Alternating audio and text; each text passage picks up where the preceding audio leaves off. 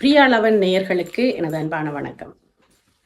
நீண்ட காலமாக, கிட்டத்தட்ட 6 மாத காலமாக ஒரு மனிதனை பற்றி பல காணொளிகள் செய்ய வேண்டும் என்று ஆசைப்பட்டிருந்தேன். இதில் பல காணொளிகள் என்று குறிப்பிடுகிறேன். காரணம், அவரை பற்றி ஒரு காணொளியில் குறிப்பாக கூறிவிட முடியாது.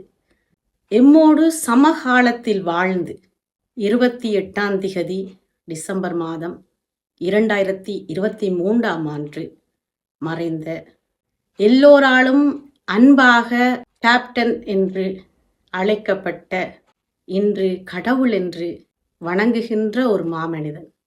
அவரை நாங்கள் இழந்தது உலகத்திலே ஒரு சிறந்த, தமிழ் இனத்துக்கே ஒரு சிறந்த மாமனிதனை நாங்கள் இழந்தோம் என்பதை அவருடைய இறுதிச் சடங்கில் தமிழர்கள் அனைவரும் ஒன்று கூடி அதை காட்டியிருந்தார்கள்.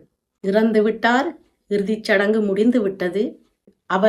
அவரவருடைய வாழ்க்கையை வாழாமல் இன்று வரை பல்லாயிரக்கணக்கான மக்கள் வெறும் ரசிகர்களாக மட்டுமல்லாமல் அவரை ஒரு சகோதரனாக, மகனாக, ஒரு நல்ல மனிதனின் உறவாக எண்ணி தினமும் அவருடைய சமாதிக்கு சென்று அழுது புரண்டு வணங்கி அவருடைய குடும்பத்தாரை தம்முடைய குடும்பத்தாராக எண்ணி ஆறுதல் கூறி வருகிறார்கள். தமிழ்நாட்டில் இருப்பவர்களுக்கு அவர் சமாதியை சென்று பார்த்தாவது ஆறுதல் அடைந்து விடலாம். புலம்பெயர் நாடுகள் இருக்கும் எம்மால் என்ன செய்துவிட முடியும்? அவரை எண்ணி அவர் நினைவாக இப்படியான காணொளிகளையும் பேச்சுகளையும் கவிதைகளையும் தான் எம்மால் அவருக்கு சமர்ப்பிக்க முடியும். வள்ளுவன் சொல்லுவான், நீ வாழும் போது புகழோடும், இறந்த பின் வானுயரும் புகழோடும் வாழ்வதுதான் சிறப்பு என்று கூறியிருப்பார் ஒரு குறளில். அக்குறளை விஜயகாந்த் அவர்கள் படித்திருப்பாரோ எனக்கு தெரியவில்லை. ஆனால் ஒரு மனிதன் அவனின் பிறப்பினால் மட்டுமே இப்படியான ஒரு மாமனிதனாக வாழ்ந்து காட்ட முடியும் என்பதுதான் உண்மை. அவர் வாழ்ந்த காலத்தில் நாமும் வாழ்ந்தோம் என்ற பெருமை எமக்கு இன்னும் சிறப்பை தந்திருக்கிறது. ஏனோ அவரை இழந்து விட்டோம். 28 டிசம்பர் என்பது தமிழ் இனத்திற்கு 2ஆவதாக விழுந்த ஒரு அடி என்றே சொல்ல வேண்டும். மே 18, 2009 அன்று விழுந்த இடி, அந்த வலியிலிருந்து இன்னும் மீண்டு வர முடியாமல் நாங்கள் துடித்து கொண்டும் அழுது கொண்டும் எம் வாழ்நாளை கழித்து கொண்டிருக்கும் வேளையில் தமிழினத்துக்காகவும் தமிழ் ஈழத்துக்காகவும் குரல் கொடுத்த ஒரு மாமனிதர். புறநானூற்று பாடல் ஒன்று இருக்கிறது. சேர மன்னன் இறந்து விடுவான், அவனின் இறப்பை ஒரு புலவர் பாடுவார். மதியும் ஞாயிறும் மறைந்தது போல உலகம் இருட்டில் மூழ்கிவிட்டதென்று. அப்படித்தான் 28 டிசம்பரும் தமிழ் உலகம் அனைத்தும் இருளில் மூழ்கிவிட்டது என்பதை நான் இதில் குறிப்பிட விரும்புகிறேன். உங்கள் அனைவருக்கும் பிடித்த அந்த மாமனிதன் கேப்டன் விஜயகாந்த் அவர்களுக்கு இந்திய அரசு பத்மபூஷன் என்ற விருதை வழங்கி அவரை இன்னும் சிறப்பித்திருக்கிறது. வாழ்ந்தால் இவரை போல்தான் வாழ வேண்டும், இறந்தால் இவரை போல்தான் இறக்க வேண்டும் என்று காட்டி சென்றிருக்கிறார் கேப்டன். அவருக்கு விருது கிடைத்தது ஏதோ எம் வீட்டில் இருக்கும் எம் இரத்த உறவுக்கு விருது கிடைத்தது போல மகிழ்ச்சி. இந்த காணொளியை அவருக்கு சமர்ப்பிக்கத்தான் நான் எடுத்துக்கொண்டிருக்கிறேன். ஏனோ என் உள்ளம் அழுது கொண்டிருக்கிறது.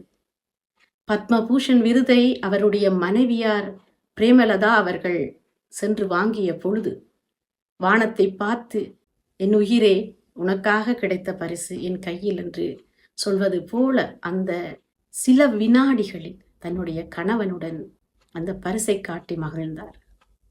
என்னதான் சொன்னாலும் அவர்களுக்கு அந்த இழப்பு பேரிழப்பு தான். அவருக்கு சூடப்பட்ட அந்த பத்மபூஷன் என்னும் சிறப்பு விருதை பிரேமலதா அவர்கள் சென்று வாங்கிய பொழுது மக்கள் மத்தியில் இருந்த விஜயகாந்த் அவர்களின் மகனார், அவரின் கண்ணில் பேரானந்தம். ஏனோ விஜயகாந்தே மறுபடியும் இளமையாக வந்து அங்கு இருந்தது போல ஒரு காட்சியாக இருந்தது எனக்கு. ஆகவேதான் இந்த காணொளி வாயிலாக அவருக்கு கிடைத்த அந்த பரிசை, அந்த சிறப்பை எங்களுக்கு கிடைத்தது போல உங்களோடு நானும் மகிழ்கிறேன் என்பதற்காகத்தான் இந்த காணொளியை நான் செய்கிறேன். பத்மபூஷன் விருது என்றால் என்ன என்ற ஓரிரு விடயங்களோடு நான் உங்களிடமிருந்து விடைபெறுகிறேன். பத்மபூஷன் விருது என்பது இந்திய குடியரசுத் தலைவரால் வழங்கப்படும் ஒரு சிறந்த விருது. இது 1954ஆம் ஆண்டுதான் முதலில் அறிமுகப்படுத்தியது இந்திய அரசு. பாரத ரத்னா விருது, பத்ம விபூஷன் விருது, அதுக்கு அடுத்ததாக 3வது படியாக பத்ம பூஷன் விருது வழங்கப்படுகிறது. இது ஒவ்வொரு துறையிலும் இருப்பவர்கள் சிறந்து விளங்கியதற்கான விருதாக கொடுக்கப்படுகிறது குடியரசுத் தலைவரால். இதை முதலில் பெற்றுக்கொண்டவர் விவேக் அவர்கள்.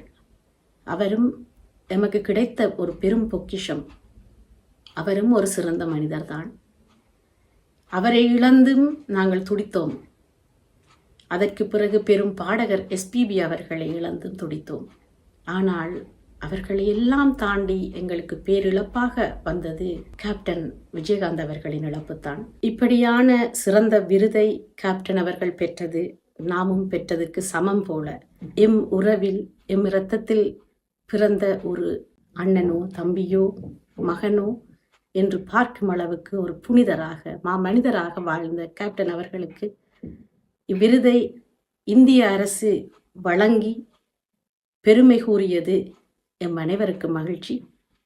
இந்திய அரசுக்கும் அவருடைய துணைவியாருக்கும் எங்களுடைய வணக்கத்தை தெரிவித்துக் கொண்டு கேப்டன் அவர்களையும் வணங்கி விடைபெறுகிறேன். நன்றி, வணக்கம்.